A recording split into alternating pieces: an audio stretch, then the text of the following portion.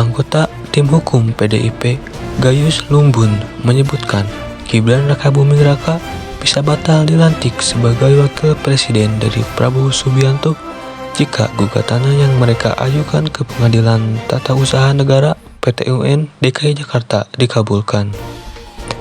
Adapun PDIP menggugat dugaan perbuatan melawan hukum oleh Komisi Pemilihan Umum (KPU) karena tetap menerima pendaftaran Gibran sebagai calon wakil presiden Prabowo, padahal belum membicarakan perubahan peraturan KPU atau PKPU dengan DPR RI.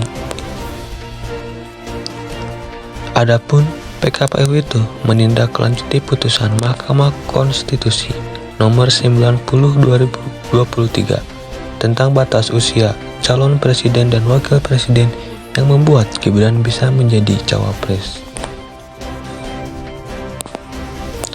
Gayus mengatakan, jika penyelenggaraan pemilu tidak sah karena ditemukan cacat hukum, maka putusan MK tidak dapat dieksekusi.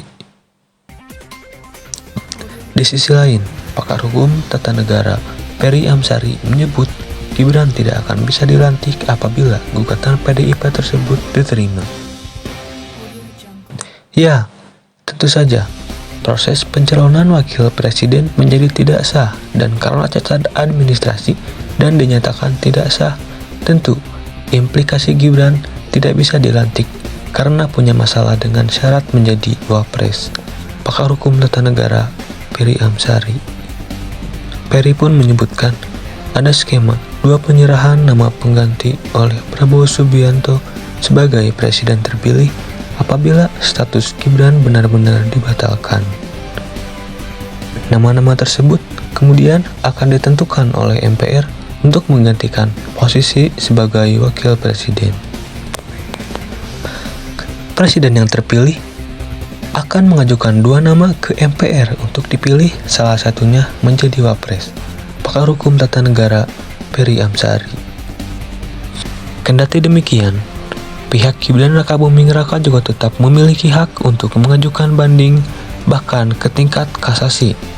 Langkah tersebut pun akan membuat proses hukum yang menyeret putra Presiden Joko Widodo ini semakin panjang dan berlarut-larut. Artinya, ada sengkarut luar biasa dalam proses pencalonan dari Gibran, sehingga pengadilan bakal menyatakan ada masalah dalam proses kontestasi politik akbar itu. Ucap pakar hukum tata negara Ferry Amsari.